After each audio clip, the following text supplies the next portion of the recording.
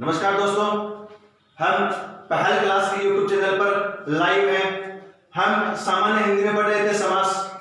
इसमें हमने पिछली क्लास में देखा था पद प्रधान की दृष्टि से और मूल भाषा में और अपने हिंदी भाषा में, यानी अपन ने इसका अर्थ देख लिया था, इसका विलोम शब्द देख लिया था और इसकी जो भेद है उनके नाम देखे थे अपन ने किस प्रकार से क्या है। तो इसके भेदों में 4 विषय है, 5 विषय और 6 विषय किस प्रकार से आपके सामने बोर्ड पर अंकित किए हुए हैं। देखिए, 4 तो है पद प्रधान की दृष्टि से, 5 है अपनी मूल भाषा में यानी मूल भाषा, या अपन बोल सकते हैं संस्कृत में, अपन बोल सकते हैं संस्कृत में, क्योंकि जहां पर भी मूल नाम आ जाए वहां पर कौन सी भाषा होगी? संस्कृत भाषा होगी। और 6 अपन ने देखे थे हिंदी में। यहां तक अपन ने पिछली क्लास में देख लिया था। और अपन जब सीधा प्रश्न पूछा जाए कि समास के कितने भेद होते हैं, ना तो कोई पद प्रधान की दृष्टि से दे या मूल रूप से दे या फिर हिंदी में दे, अपने पेपर में सीधा मान लो ये आ जाए कि समास के कितने भेद होते हैं, समास के कितने भेद होते हैं, तो अपन को 6 को ही सही करना है। वहां पर अपन को 4 और 5 में नहीं जाना है। क्यों? क्योंकि अपन किस भाषा का अध्ययन करेंगे? हिंदी भाषा के तहत अध्ययन कर रहे हैं। इसलिए अपन को अगर सीधा प्रश्न आए एग्जाम में कि समास के कितने भेद होते हैं, तो अपन को 6 वाला ऑप्शन ही सही करना है। यहां तक अपना पिछली क्लास में हो चुका था। अब अपन इनके भेदों का विस्तृत अध्ययन करेंगे, जिसमें पहला भेद अपन लेंगे अव्ययी भाव समास। क्या होता है अव्ययी भाव समास?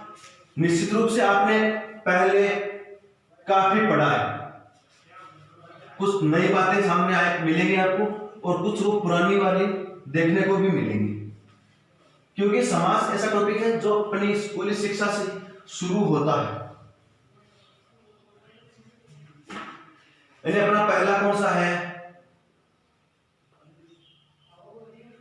अव्ययी भाव समास। अव्ययी भाव समास। देखिए, अपन ने देखा था अव्ययी भाव में पद प्रधान कौन सा होता है? हर बिंदु को आराम से ध्यान से पढ़े।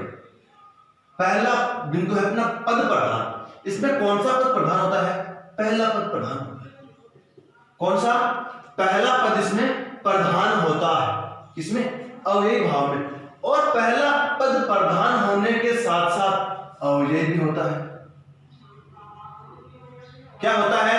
अव्यय। प्रधान होने के साथ साथ पहला पद अव्यय भी होता है। बात अपने सामने ये आती है कि अव्यय का अर्थ क्या देंगे? अव्यय का अर्थ क्या होता है? ये अव्यय क्या बला आ गई अपने सामने? देखिए, वे शब्द, अब अव्यय बोलते हैं शब्द रूप, यानी वे शब्द जिनका लिंग, वचन, काल और कारक, क्या होता है? 4 चीजों का ध्यान रखें। लिंग, वचन, काल और कारक। लिंग, वचन, काल और कारक के अनुसार जिनका रूप नहीं बदलता है। लिंग, वचन, काल और कारक, इनके अनुसार जिन शब्दों का रूप नहीं बदलता है के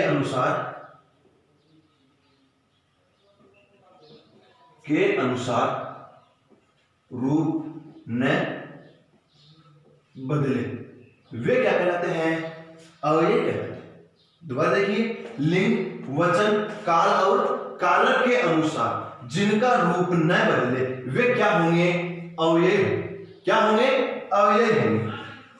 यानी पहला पद प्रधान होता है इसमें, और पहला पद प्रधान होने के साथ साथ अव्यय होता है। एक इसमें मुख्य बात यह होती है।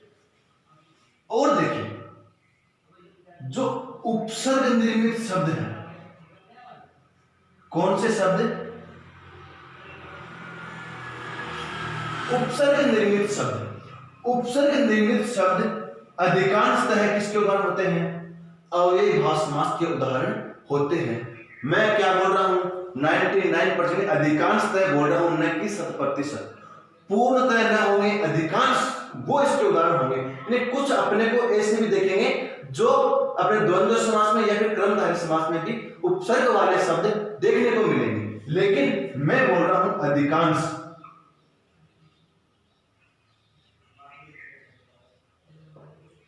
अधिकांश या अपन ये बोल सकते हैं 99% शब्द जो उपसर्ग वाले निर्मित है वो किसके होते हैं?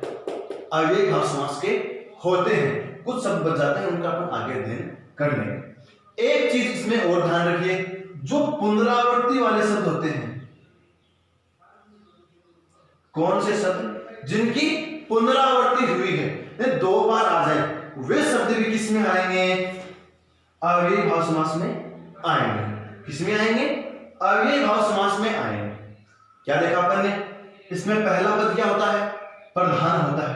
पहला पद प्रधान होने के साथ साथ अव्ययी होता है, और अव्ययी वे शब्द होते हैं जो लिंग, वचन, काल और कारक के अनुसार अपना रूप न बदले क्या कहलाते हैं? अव्ययी कहलाते हैं। क्या कहलाते हैं? अव्ययी कहलाते हैं। अब देखेंगे अपन इनके उदाहरण।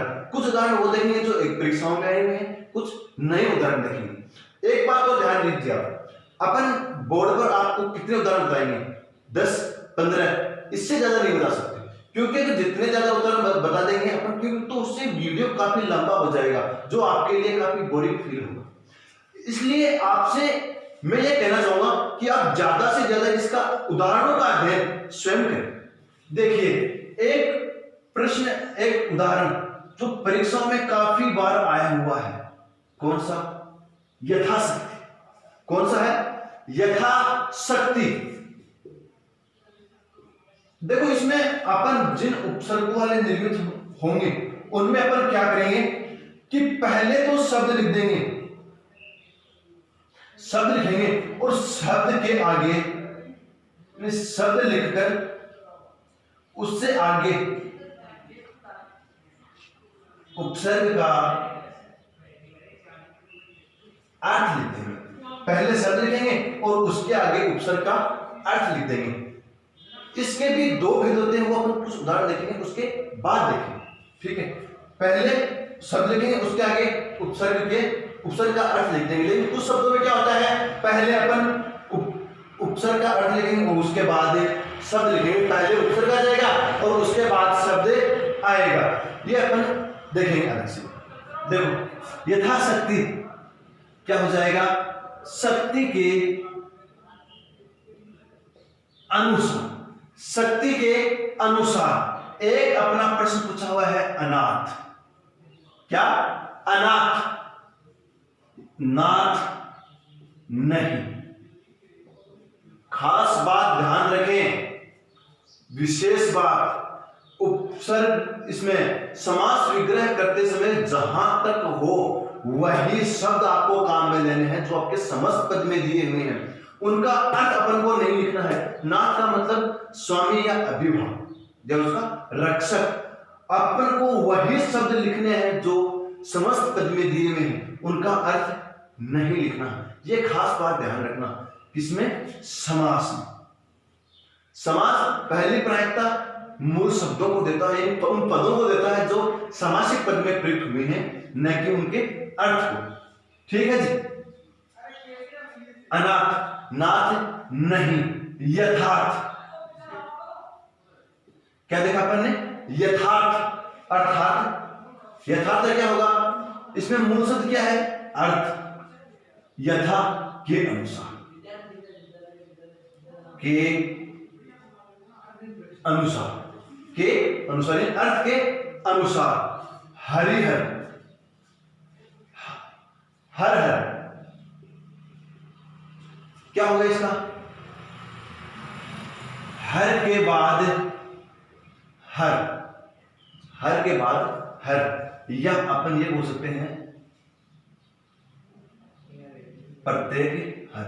लेकिन प्रत्येक इसलिए उपस्थित अपना सही नहीं है क्योंकि प्रत्येक खुद एक समासिक पद है, इसलिए अपन हर के बाद हर का ज्यादा इस्तेमाल या ज्यादा उपयुक्त रहेगा। ठीक है, बात समझ में आई यहां तक? एक उदाहरण और देखते हैं अपन जो परीक्षा में पूछा हुआ है। धड़ाधड़, क्या, धड़ाधड़। क्या होगा इसका, धड़ के बाद धड़ की आवाज, धड़ के बाद धड़ की आवाज। या अपन सिर्फ इतना भी लिख सकते हैं, धड़ के बाद धड़ की आवाज लिखना ज्यादा आवश्यकता भी नहीं है, क्योंकि ये इतना भी सही है, धड़ के बाद धड़। ठीक है, यहां तक आया समझ में। अब एक बार आप इसका स्क्रीनशॉट लें, उसके बाद अपन जो अव्ययीभाव समास के दो भेद होते हैं, हालांकि अभी तक परीक्षाओं में नहीं पूछे गए हैं, लेकिन फिर भी अपन इनका अध्ययन कर लें। इसको एक बार बैठाता हूं।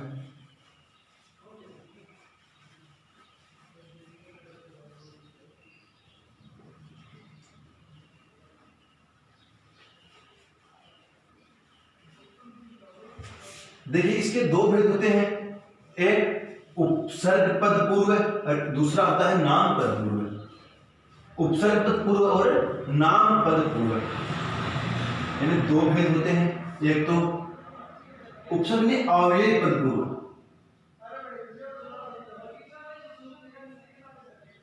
अव्ययी पद पूर्व, और दूसरा नाम पद पूर्व। यानी जिनमें पहला पद उपसर्ग होगा या अव्यय होगा, वह तो कौन सा हो जाएगा, उपसर्ग पद पूर्व। और जिनमें पहला पद क्या होगा, नाम होगा, यानी स्थान संज्ञा होगा।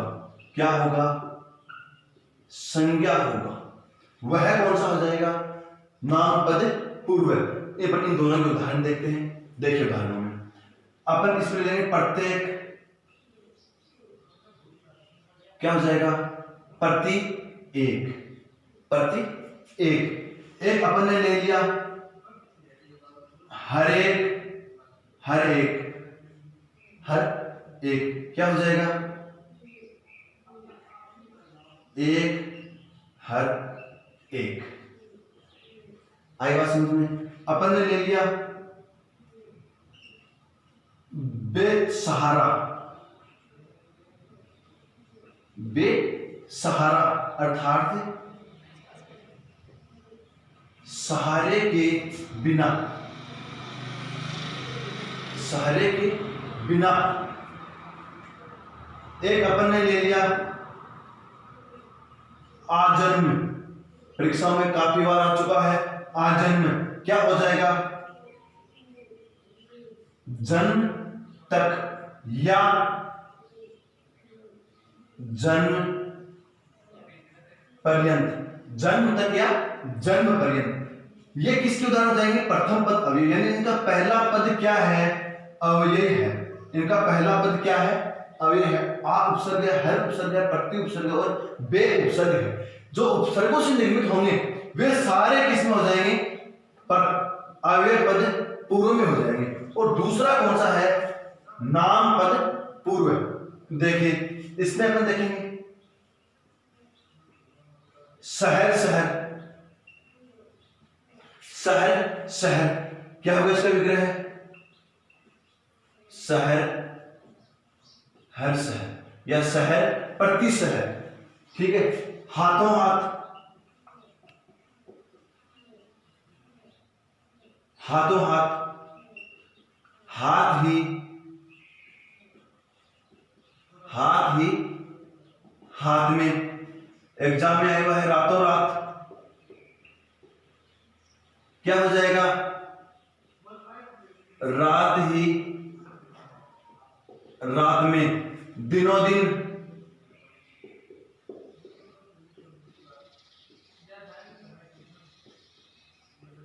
दिन ही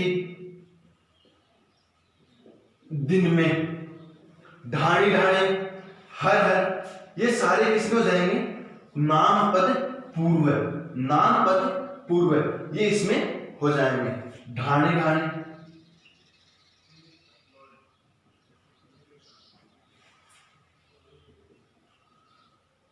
ढाणी हर ढाणी या ढाणी प्रति ढाणी, ये नाम पद पूर्व है।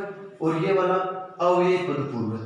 ध्यान रखिए, हालांकि अभी तक परीक्षाओं में पूछे नहीं गए हैं, लेकिन फिर भी अपन जब अव्ययीभाव समास का विस्तृत अध्ययन कर रहे हैं तो हमें ये भी ज्ञात होना आवश्यक है। अव्यय समास के दो भेद होते हैं, एक तो नामपद पूर्व और एक अव्ययी पद पूर्व है। नामपद पूर्व और अव्ययी पद पूर्व है, जिसमें अव्ययी पद पूर्व में तो वे हो जाएंगे जिनका पहला पद क्या हो, अव्ययी हो, और नामपद पूर्व में पहले पद संज्ञा हो, जिसमें पुनरावृत्ति हो। खास बात ये भी ध्यान रखें, ठीक है। लीजिए इसका स्क्रीनशॉट लीजिए, उसके बाद अपन देखते हैं अगला समास।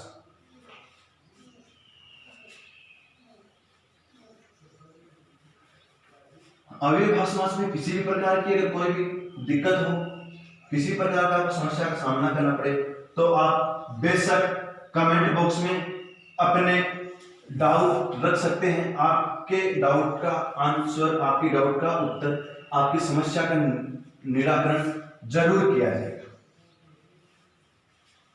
एक बार फिर कहना चाहूंगा कि जो दोस्त इस YouTube चैनल पर अभी जुड़े हैं या पहली बार जुड़े हैं, वो इसको जो लाल वाला बटन है सब्सक्राइब वाला, उसे जरूर दबाएं और साथ में जो घंटे का निशान है उसे भी प्रेस कर दें, जिससे क्या होगा, आगे आने वाले जो वीडियो हैं वो आपके सामने आ जाएंगे, उनके नोटिफिकेशन आपको मिल जाएंगे। इस चैनल को ज्यादा से ज्यादा सब्सक्राइब करें, लाइक करें, कमेंट करें, लेकिन सब्सक्राइब जरूर करें। अगला समास कौन सा है? पहला अपन ने देखा अव्ययभाव, दूसरा देखेंगे अपन द्विगु समास। कौन सा समास? द्विगु समास। द्विगु समास, पहली बात तो अपने सामने ये आती है कि जो द्विगु है इसका अर्थ क्या होता है? द्विगु का अर्थ क्या होता है? यानी द्विगु का ही समास विग्रह होता है। द्विगु का अर्थ है दो गायों का समूह है। दो गायों का समूह है, ये द्विगु का अर्थ होता है। देखिए द्विगु समास में पद प्रधान कौन सा होता है? पहली बात देखेंगे अपन, पद प्रधान कौन सा पद प्रधान होता है द्विगु समास में? दूसरा पद प्रधान होता है। द्विगु समास में दूसरा पद प्रधान होता है। कौन से में? द्विगु समास में दूसरा पद प्रधान होता है। दूसरा पद प्रधान होने के साथ साथ जो पहला पद है, पहला पद क्या होगा? संख्यावाची होगा। पहला पद क्या होगा? संख्यावाची। कुछ शब्द ऐसे होते हैं जिनमें दूसरा पद भी संख्यावाची हो सकता है, लेकिन अधिकांशतः पहला पद भी संख्यावाची होगा। अपन उदाहरण में देख लेंगे कौन से कुछ शब्द जो द्वितीय पद संख्यावाची होने के बाद भी एग्जाम में पूछ जाते हैं, या यूं कहें कि अव्ययभाव समास के द्विगु समास के उदाहरण होते हैं। ठीक है, एक इसमें वो चीज कौन सी? 1 से लेकर 9 और 10 के गुणांक वाली संख्याएं। 10 के गुणांक वाली संख्याएं कौन सी हमने देखी? 1 से 9 और 10 के गुणांक वाली संख्याएं। 10 के गुणांक वाली सारी संख्याएं द्विगु समास का उदाहरण क्या होंगी? द्विगु समास का उदाहरण होंगी। दोबारा देखें, पहले इसका शाब्दिक अर्थ यानी द्विगु का अर्थ क्या होता है? दो गायों का समूह है। देखिए द्विगु शब्द में खुद में भी क्या है? द्विगु समासी। द्विगु शब्द में खुद में भी द्विगु समास है। द्विगु शब्द का अर्थ देख रहे हैं, अपन द्विगु समास का अर्थ नहीं देख रहे हैं, द्विगु शब्द का अर्थ देख रहे हैं। क्या होता है द्विगु शब्द का अर्थ? दो गायों का समूह है। पहला पद दूसरा पद इसमें क्या होता है? प्रधान होता है। पहला पद क्या होता है? संख्यावाची। लेकिन कुछ संख्याएं, कुछ पद ऐसे होते हैं जिसमें दूसरा पद भी संख्यावाची हो सकता है, यानी कुछ में दूसरा पद भी संख्यावाची हो सकता है। ठीक है, वहां पर आपको घबराना नहीं है, कोई दिक्कत वाली बात नहीं। 1 से लेकर 9 और 10 के गुणांक वाली जो भी संख्याएं हैं सारी की सारी क्या होंगी? द्विगु समास का उदाहरण होंगी। कोई दिक्कत यहां तक? एक अपन इसको यहां से अगर विशेषण से निकालना चाहे तो एक अपना विशेषण होता है संख्यावाची विशेषण। कौन सा विशेषण? संख्यावाची विशेषण। संख्यावाची विशेषण के जो भी शब्द होंगे, संख्यावाची विशेषण के जो उदाहरण होंगे वो क्या होंगे? द्विगु समास के भेद। लेकिन इसमें आपको खास बात का ध्यान रखना, इसमें मैंने अंत में क्यों बताया, क्योंकि संख्यावाची पद कुछ ऐसे होते हैं जो अपने जैसे 11 12 इन डिजिटों में भी आते हैं, इसलिए अपन इनको ही ज्यादा नहीं रख सकते। ठीक है, संख्यावाची को ज्यादा अपन महत्व नहीं देंगे। 1 से 9 और 10 की गुणक वाली संख्या आपको फैक्ट ध्यान रखना। ठीक है, इसके अपन उदाहरण देख लेते हैं। देखिए, एक उदाहरण काफी बार एग्जाम में आया हुआ है, चौराहा। क्या हो जाएगा, 4 राहों का, 4 राहों का समूह, 4 राहों का समूह। एक बात इसमें और देखें, इसमें समास विग्रह करने के लिए समूह या समाहार, समूह या समाहार शब्दों का प्रयोग किया जाएगा। देखिए, 4 राहों का समूह है, चतुर्भुज, 4 भुजाओं का समूह है, 4 भुजाओं का समूह है, शतक,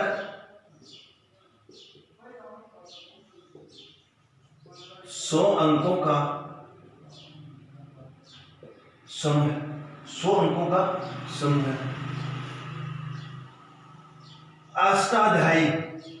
अष्टाध्यायी खास ध्यान रखें, जो अपनी हिंदी की पुस्तक है पाणिनि, जो हिंदी व्याकरण के नियमों को जो पहली बार संकलित किया गया, उस पुस्तक का नाम क्या है, अष्टाध्यायी। और इसके रचयिता है नहीं, किसको माना जाता है, पाणिनि को, जिन्हें व्याकरण का जनक भी कहा जाता है। अष्टाध्यायी क्या हो जाएगा, अष्ट अध्यायों का समूह है, अष्ट अध्यायों का समूह है, सप्ताह है, सप्त दिनों का समूह है, समाहार, दशक, 10 अंकों का समूह है। ये अपने कुछ और उदाहरण देखें, जैसे अपन देख लिया 10, क्या हो जाएगा, 10 अंकों का समूह है, 20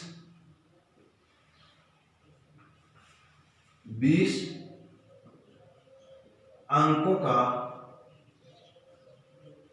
समूह है। एक बात और ध्यान रखिए, अगर ये एक बार ही आता है तब तो इसमें कौन सा होगा, द्विगु समास। लेकिन मान लो आ जाए 10-20, क्या आ जाए 10-20, तब इसमें समास परिवर्तित हो जाएगा। ठीक है, इसका स्क्रीनशॉट ले एक बार आप। इसमें आज अपन ने 2 उदाहरण यानी 2 समास पढ़े, जिसमें पहला था अव्ययभाव समास, दूसरा है द्विगु समास। अव्ययभाव समास आपने देखा और द्विगु समास भी देखा। ठीक है, देखिए एक बार पुनः देखें, द्विगु समास में 2 गायों का समूह है, इसका अर्थ होता है पद प्रधान, इसमें दूसरा होता है, पहला पद संख्यावाची होता है, कुछ पदों से जिनमें दूसरा पद संख्यावाची हो सकता है। जैसे अपन देखें, एक एग्जाम में आया हुआ है संपादन द्वय, संपादन द्वय, द्वय क्या होता है, 2 का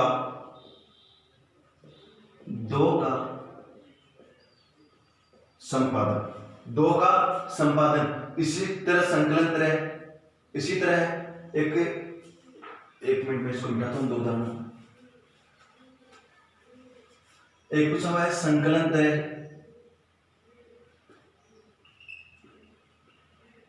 संकलन तरह क्या हो जाएगा, 3 का संकलन। संकलन का अर्थ है इकट्ठा करना। एक ये संपादन त्रय, 3 का संपादन, ये अपना द्वंद्व समास यहां समाप्त होता है। एक बार आप इसका स्क्रीनशॉट लें, उसके बाद आगे की चर्चा अपन अगले वीडियो में करेंगे। आप इस चैनल को ज्यादा से ज्यादा शेयर करें, लाइक करें, कमेंट करें। अगले वीडियो में अपन द्विगु समास के अलावा जो 4 समास और हैं उनका अध्ययन करेंगे, जिनमें से इसके आगे वाला जाएगा कर्मधारय, बहुब्रीहि, द्वंद्व और तत्पुरुष समास। एक वीडियो में अपन इसलिए नहीं कर सकते क्योंकि यह ज्यादा से ज्यादा बड़ा हो जाएगा। अपन ये देख रहे हैं छोटा मैटर मिले, अच्छा मैटर मिले, अच्छा लगे। धन्यवाद। जय हिंद, जय भारत।